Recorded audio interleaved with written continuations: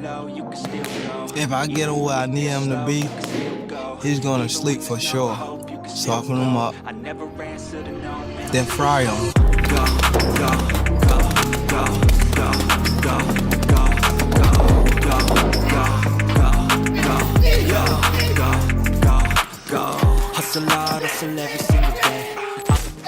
Some fighters they good at what they do, like they master at what they do, but they not complete fighters. Some of them have speed, some of them have just power, some of them just have footwork, but they don't have the whole thing. I believe I have the whole package. I mean, that's what makes me a good boxer. When word spread that Gervonta "Tank" Davis might be stepping into the ring with Jake Paul, the boxing community went into overdrive. This wasn't just hype over another celebrity crossover, this felt like a statement. Davis isn't approaching it as a spectacle, he's approaching it as business. His camp has shut its doors to outsiders, turning into a fortress of discipline. Every drill, every round, every glance in the gym shows intent, the kind of sharp, quiet aggression that comes from a man with something to prove. Behind those closed doors, it's not about fame or views.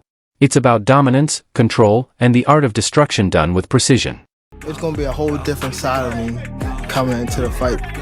It's gonna be like something just snapped, like I turned to a different person. Time! There you go, stop right here, baby. There you go! 1 hour!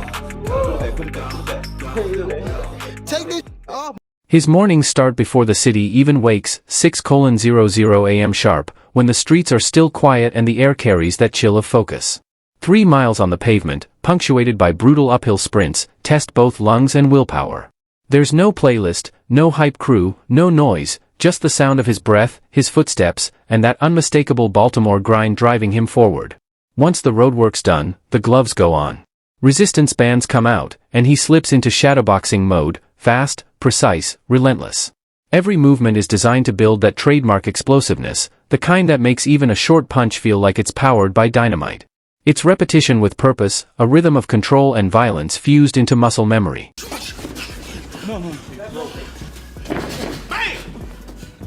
When they watch us in here working, they saying we going bang, bang, bang, bang, bang. There you go. Good. There you go. When he get in that ring, he's on a mission. Because he understand that he got to put his pants on, training wheels going. You got what you asked for. Let's get it now. By midday, the tone shifts from conditioning to calculated warfare. Tank steps into the ring for technical sparring, cycling through southpaws, power punchers, and wild movers built to mimic Jake Paul's unpredictable style. It's not just practice, it's a live test of adaptability under fire. Coach Calvin Ford runs the show with precision, engineering what he calls controlled chaos. 3 fresh sparring partners rotate in one after another, no timeouts, no sympathy, just non-stop pressure. Tank's forced to think, react, and strike while exhausted. It's the kind of training that burns away comfort and ego, leaving behind only instinct, endurance, and pure fight IQ. This isn't about social media highlights, it's about crafting a warrior ready for war.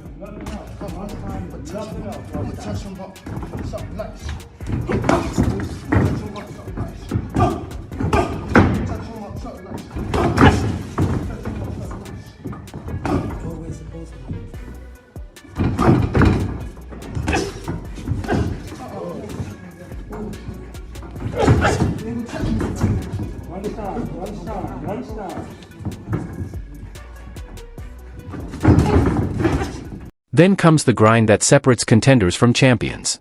The strength and conditioning block hits like a second storm, medicine ball slams echo through the gym, heavy bag shots shake the floor, and explosive plyometric jumps build that trademark one-punch knockout power. Every rep has intent. Every drop of sweat means something. As the sun drops, the pace shifts from physical to mental warfare. Evenings are all about study, long film sessions under dim gym lights, Tank breaking down Jake Paul's every habit, the lazy resets, the looping right hand, the split-second hesitations that expose weakness. He's not just watching tape, he's dissecting it like a surgeon before an operation, memorizing every flaw and opening. By the time fight night comes, he doesn't just plan to meet Jake in the ring, he plans to know him better than Jake knows himself.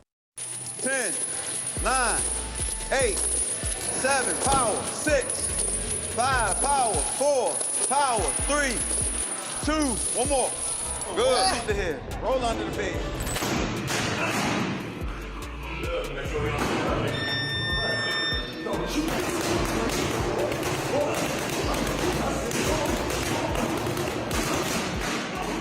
The diet's airtight, lean proteins, clean carbs, and zero sugar. Every ounce of hydration is tracked and logged like he's cutting weight for fight night every single day.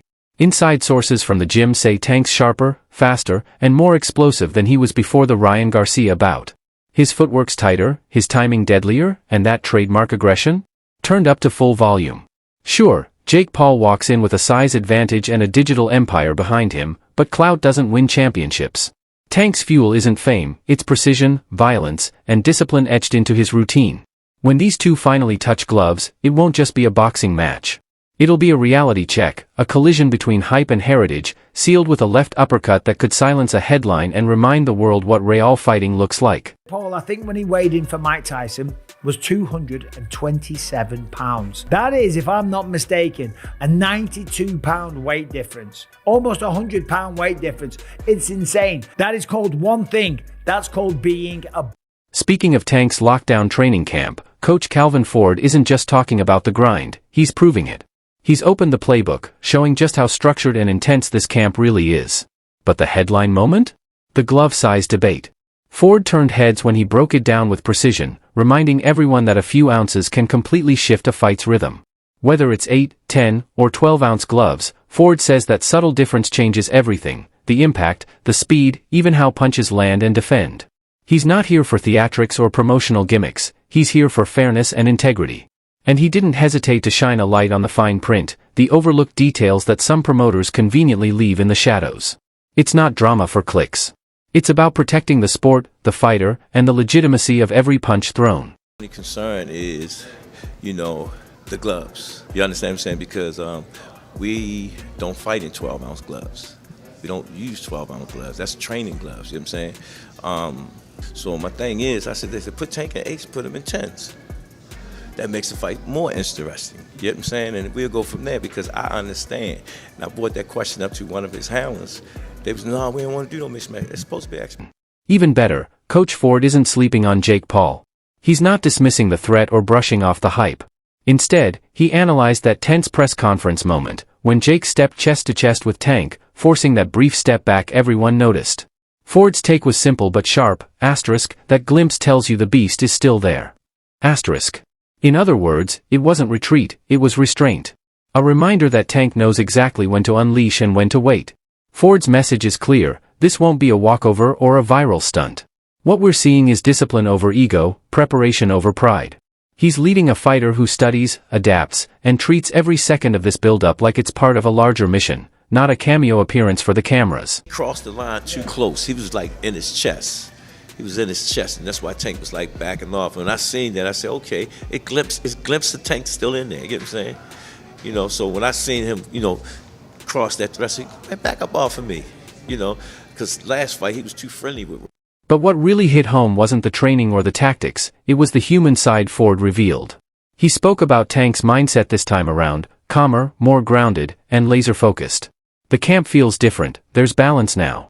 Music plays between sessions, real talks happen about life and purpose, and there's a renewed connection with family. Yet Ford made one thing clear: calm doesn't equal soft. It means controlled, calculated, and dangerous in a smarter way. And when it comes to the Jake Paul fight, Ford framed it perfectly. This isn't about chasing a payday or chasing clout, it's a message to the entire crossover scene. A reminder that real boxers still set the standard. The circus might roll into town with cameras and noise, but when the bell rings, there are rules written in blood and discipline.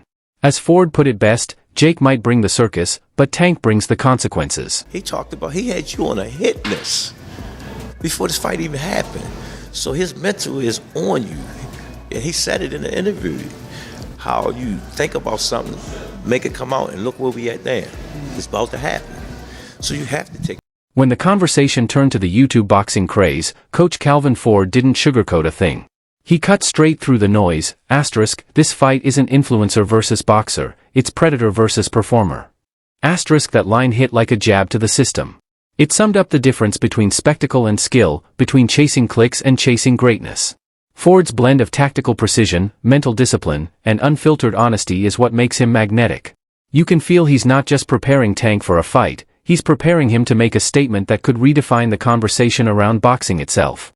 And just when Ford wrapped up his sermon on focus and composure, in walked Gil Leon Love, stepping in like the neighborhood ref trying to keep two pit bulls from tearing down the fence. But Gil Leon wasn't just playing mediator, he was keeping it real. He looked at Tank and basically said, "Bro, I don't know what's going on with you, but maybe take a breath before you tweet." Honest, measured, and exactly the kind of reminder every great fighter sometimes needs. And truthfully, he's got a point. Yeah, I'm really caught off guard. I don't live that way. I'm 37 years old. I'm a family man. Yeah. I'm not a street guy. I'm not none of that. You know what I'm saying? So I'm really trying to get a grasp on your words. What are you saying?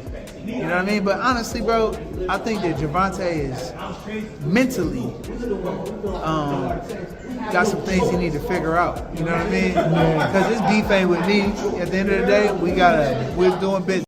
Lately, Tank's been carrying himself like a man who bench presses grudges, every stare, every post, every move dripping with quiet hostility. You can almost feel the mental pressure building, that storm that always brews right before fight week. But then things took a surprising turn. Julian Love, usually the voice of reason, switched gears and started giving Jake Paul some real credit. Yeah, the YouTuber-turned-fighter actually earned a few words of respect, and for once, they weren't undeserved. Julian broke it down like a pro. Jake's size and reach are undeniable advantages, but Tank's got something that can't be trained, that built-in radar for timing and precision. You blink wrong, and it's over. Lights out. Still, when Julian said, "Somebody's getting caught," it landed with the weight of a spoiler. You know it's coming, you just don't know when. And that's the beauty of it. The fake hype is gone. What's left is tension you can feel, two camps trying to play it cool while quietly wondering who's going to survive the storm. You can almost picture both sides pretending not to flinch, while secretly searching how to survive a Tank Davis uppercut. You think it's a decision, a knockout? Or? I think somebody's going to get caught. You know what I mean? I think so. I don't think it's going to be our guy. Because they don't like each other. Yeah. I think they're going to go out, but it's going to be the smart man. Gervonta is obviously smart. He has one of the lowest punch outputs, but still has one of the highest knockout ratios. That says a lot. It's just IQ. It's going to be a lot of IQ floating around that ring, and whoever has the better one will come.